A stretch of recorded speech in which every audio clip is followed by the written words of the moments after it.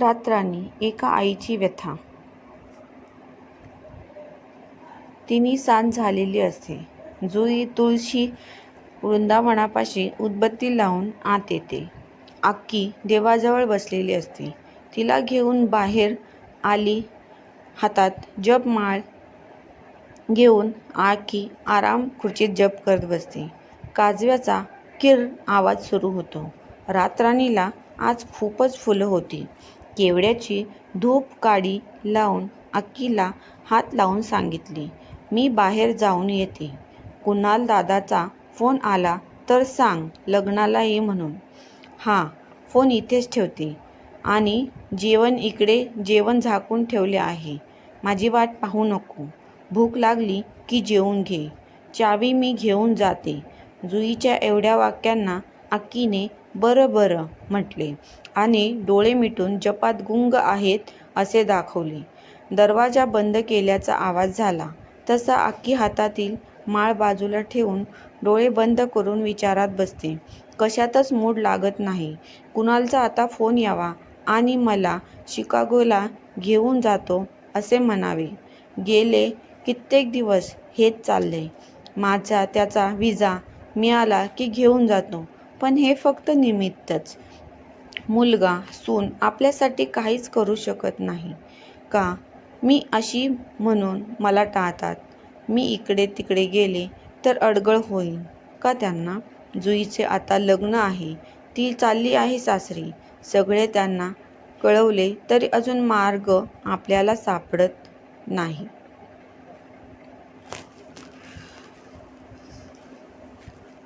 जुईचा विचार करता सगळा भूतकाळ आता अक्कीला आठवतोय. जुई ही खरी पाहता अक्कीची खरी मुलगी नाही. अक्की जिथे नोकरी करत होती स्टेनो म्हणून, तिकडच्या बस स्थानकाजवळ नेहमीप्रमाणे आली. बसची वाट पाहत उभी होती. कुणाल हा 12 वर्षाचा होता आणि नवरा केशव हा नेव्हीमध्ये असल्याने तो 6-6 महिने शिफ्टवर असायचा. त्यामुळे कुणालची जबाबदारी सगळी अक्कीचीच होती. ही भीक मागत होती. भुकेचा आव आणून आणि म्हणून अक्कीच्या पर्समध्ये डब्यात लाडू होता. तो तिने काढून या मुलीला दिला. अक्कीचे लक्ष नसताना तिने जाऊन तो दिव्याच्या पोलमागे टाकला. तिथे एक प्रवाशाने अक्कीला टोला मारला. नको तिकडे दुनियादारी करायची नाही. या भिकाऱ्यांना जास्त ओकारी असते. अक्कीच्या डोळ्यात जरा तिडीकच गेली. तिने तिला हाताला धरून रागे भरायला सुरुवात केली. तुला नको हवे होते तर तसे सांगायचे ना. ते पण पैसे देऊनच आणतो ना आम्ही. तू भुकेचा आव आणलास म्हणून मी तुला ते दिले. यावर ही मुलगी म्हणजेच यांच्या टोळीतील रिंकी जोरजोरात रडायला लागली. अक्की अक्की नको मारू मला. मला जाम भूक लागली. पण मला आमचा दादा भाई फक्त पैसे घेऊन या सांगतो. तो फक्त दुपारी आणि रात्री वडापाव खायला पैसे देतो. हिला भयानक काही सांगायचे आहे. अक्कीने तिचे सगळे ऐकायची तयारी दाखवली. यावर ती आणखी हुंदे द्यायला लागली. एक बस येऊन मागे गेली तरी अक्कीला या मुलीला सोडावेसे वाटले नाही. पुन्हा रडता रडता तिने तिचे सारे दुःख अक्कीच्या डोळ्यात ओतले. दादाभाईला आम्हाला खायला बंदी केली आहे. जर पैसे आणले नाही तर जीवे मारण्याची धमकी देतो.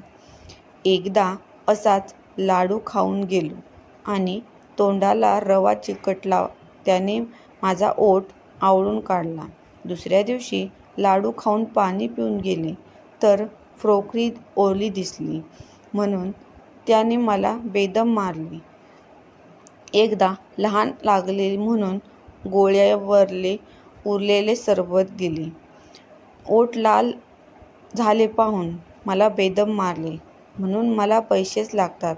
अक्कीने तिला जवळ केले, गोंजारले आणि आपण यावर तोडगा काढू असे सांगून तिचे राहण्याचे ठिकाण विचारले. दुसऱ्या दिवशी श्रीमुक्तीच्या महिला आणि पोलीस घेऊन त्या दादाभाईला समज द्यायला गेली. पण कोणाचे धूप खातोय कुठे? तो उलटा अक्कीला उलटा बोलला की तुला एवढा पुळका असेल तर घेऊन जा हिला.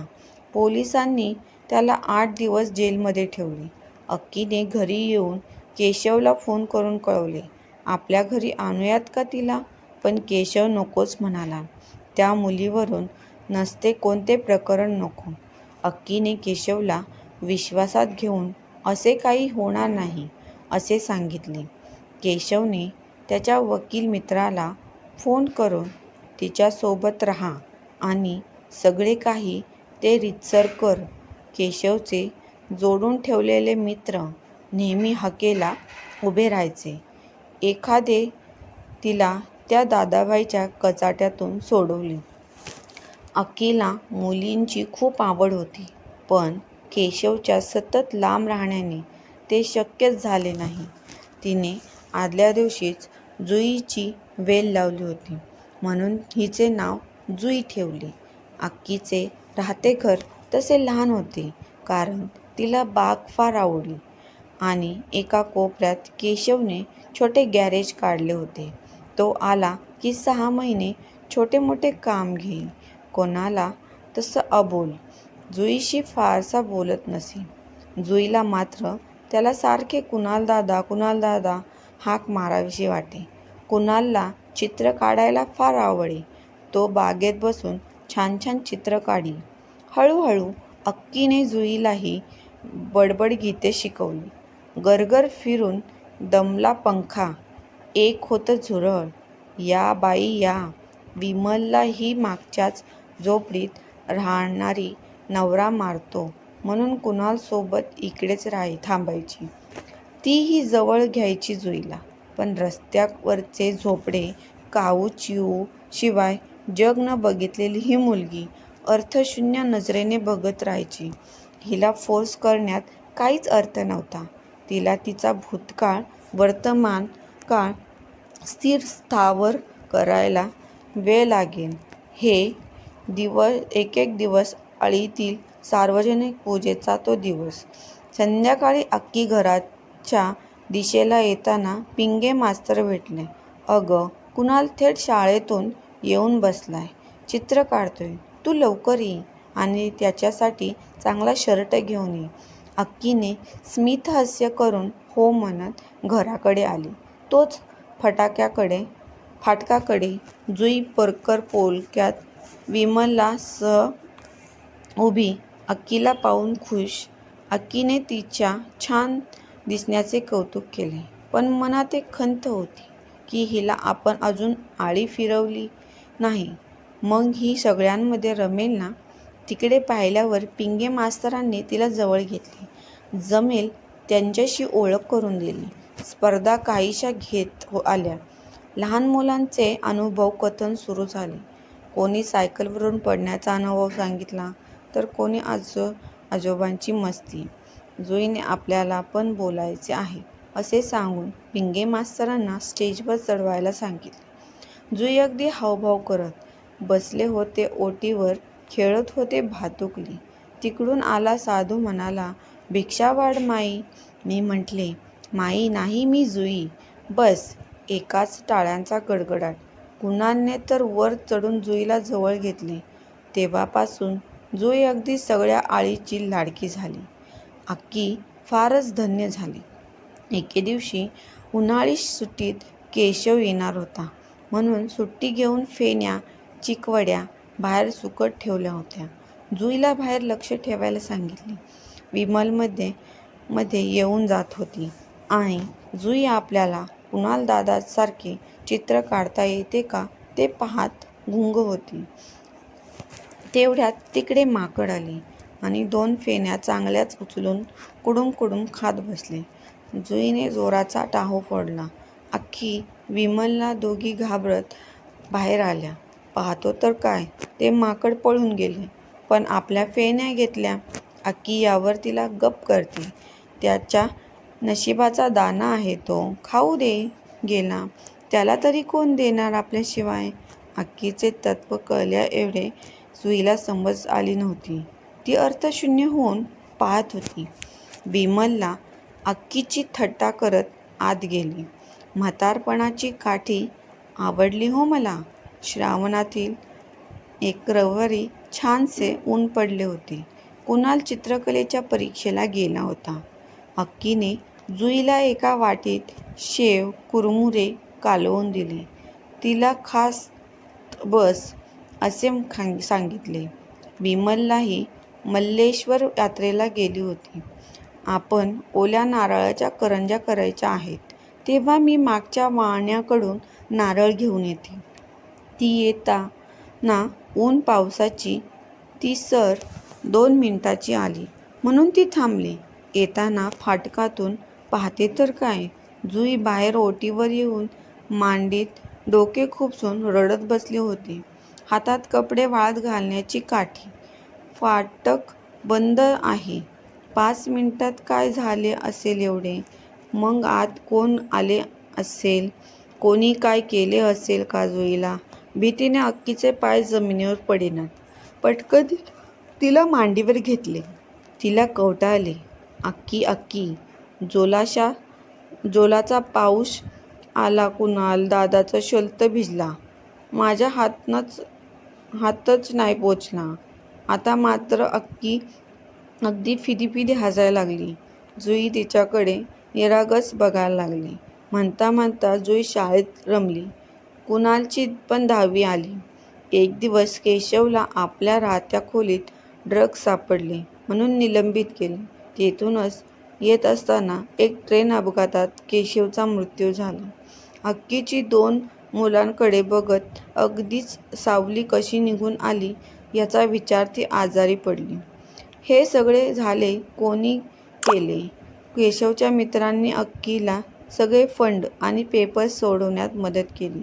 सगळे तिच्याकडे आदराने पाहत म्हणून केशव निर्धास्त होता.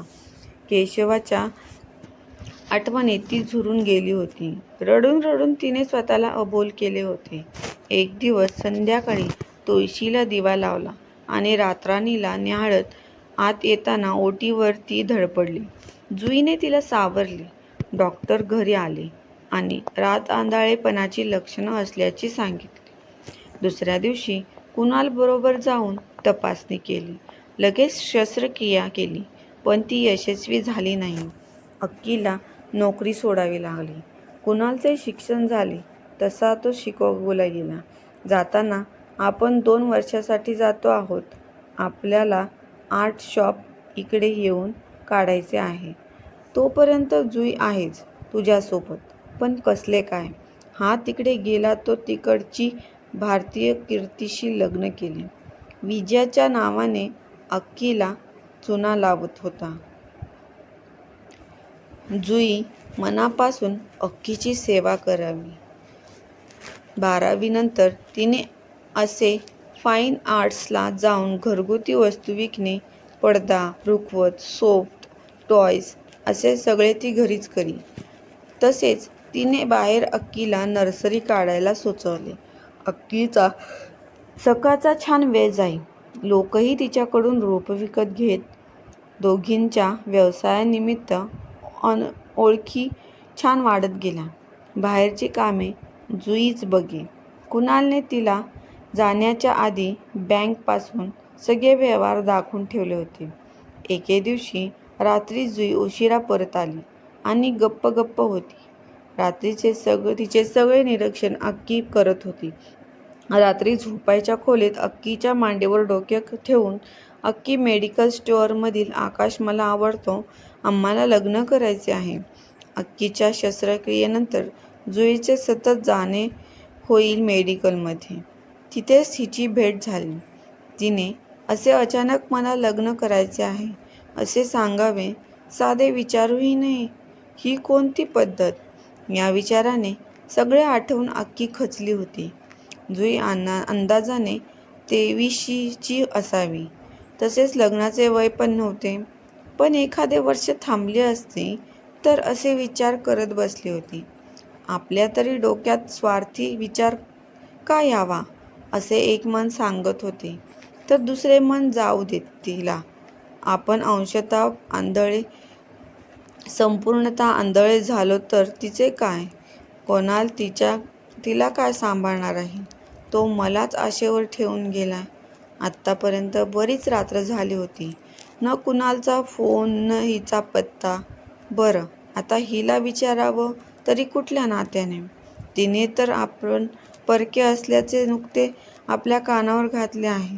अक्की तेव्हापासून तिच्याबरोबर औपचारिकच बोलत होती.